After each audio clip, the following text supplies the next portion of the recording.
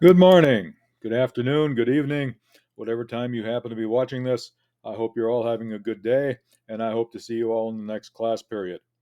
I also hope that the sound of my dishwasher doesn't overwhelm everything. I'm trying to once again do one of my one take um presentations for those people who miss class. Today, I want to talk about logical fallacies.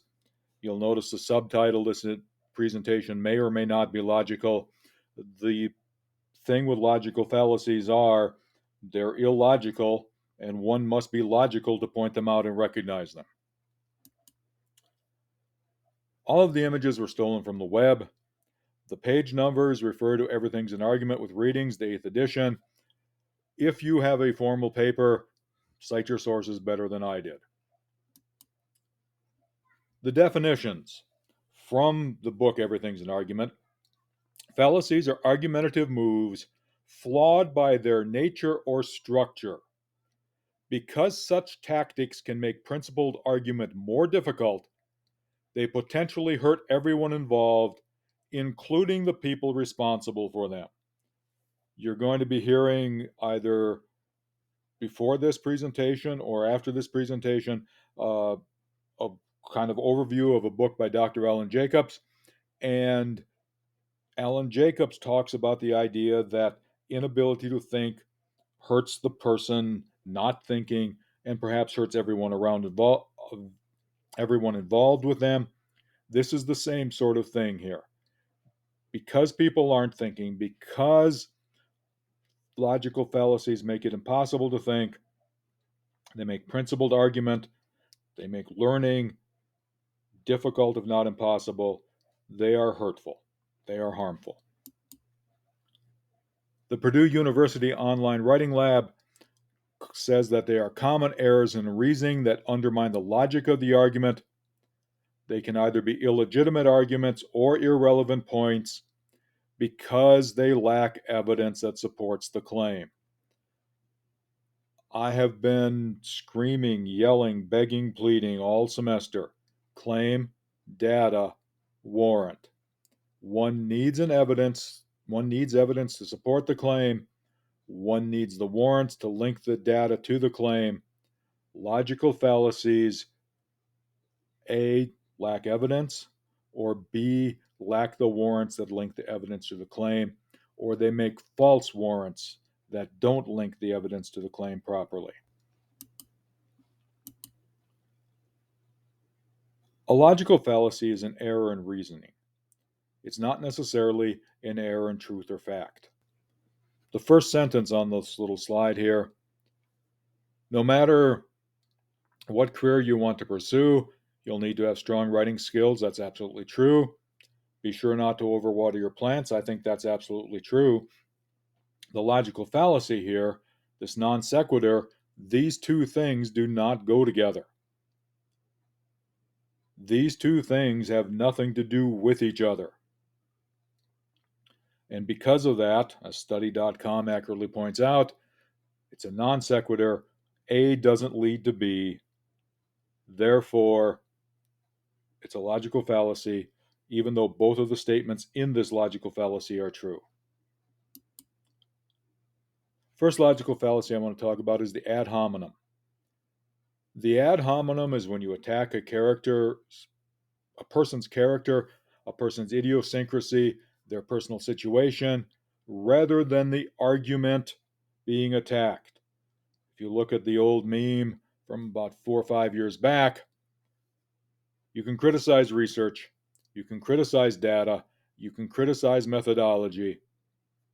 Calling the person a dick doesn't create an argument.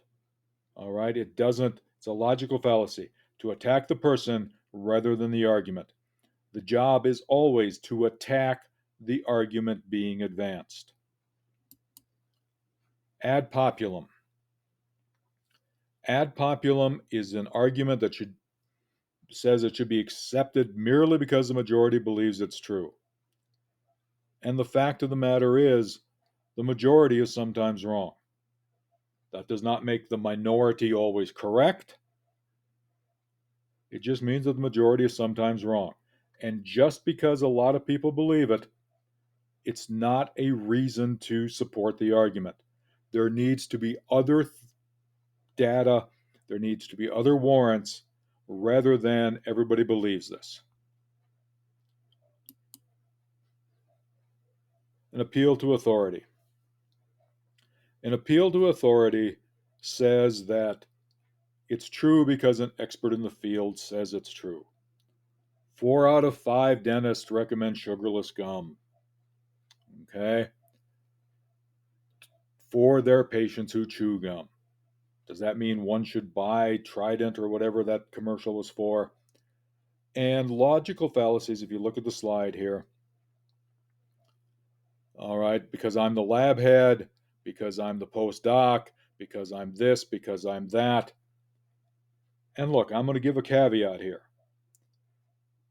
The fact that experts are wrong, the fact that appealing to authority is a logical fallacy, it does not mean we should suddenly appeal to non experts either. The fact of the matter is that appeal to authority is a logical fallacy because the saying something is true because an expert said it's true and not offering the expert's evidence. Offer the data, offer the research, offer why the expert said it was true, not just say Dr. So and so said it's true. Appeal to false authority. I'm a fan of Marilyn Monroe. I'm old. I was a little kid when she sang Happy Birthday to President Kennedy. The fact of the matter is, she's an attractive woman. That does not mean she knows why a shampoo works or why a shampoo is good for certain kinds of hair. The fact that she uses it doesn't mean we should consider her an authority on hair care. The fact that she's attractive doesn't mean we should consider her an authority on hair care. False authority, having all the celebrities step in, whether it's political, whether it's product placement, whether it's whatever, it doesn't mean they're experts in that field. They're experts on being celebrities. They're experts on acting, or they're experts in football or baseball or soccer or whatever. It doesn't make them an expert on the thing they're advertising. Circular reasoning. The example they give you here is pretty good. You begin with an argument that what you are trying to prove is already true. Aladdin is a hero because he's a hero. It doesn't advance the argument, okay? It's cold because the weather is not warm. Okay, it doesn't quite give you enough to support the idea. Circular reasoning is it's true because it's true. And you need reasons other than because I think it's true. Also, circular reasoning, I'm going to give you a quick grammar bonus here, begs the question does not mean raises or poses the question. Begging the question is basically circular reasoning. Remember, if you want something, it prompts the question. Begging the question is a form of circular reasoning. Not everything begs the question. You will soon be writing a cause and effect paper. Remember that correlation and causation are two different things. Okay? The idea that just because two things occurred at the same time means that X caused Y, that's not necessarily true. The example, drinking a little too much, falling asleep with your shoes on, doesn't mean sleeping with your shoes on gives you a headache. The alcohol and the chemical side effects of that alcohol probably had much more to do with the headache. The either or fallacy, if you look at this sign, I don't think you're wrong. I don't think the sign is wrong. However, reducing an argument to only two options is an either or fallacy. You are either for us or against us. It's either A or B. Most of the time, there's options C, D, E, and F. Not everything can be reduced to two options. It's an either or fallacy. Hasty generalization. There's a lot of evidence, or there's not a lot of evidence, excuse me. There's a lack of evidence. And one draws a conclusion on the lack of evidence. The red herring. Calvin and Hobbes is one of the classics. You introduce an irrelevant element into the discussion to move it away from the original issue. If you look at the Calvin and Hobbes thing, the idea that he's not killing people, the idea that you should be happy that Calvin's only hitting the ball into the gutter and instead of playing out back, but he's not murdering people, it's a red herring. It's putting an irrelevant element into the discussion. It's getting away from the original issue, which was he should have been playing in the back. The straw man. I'm just going to go down the step by step.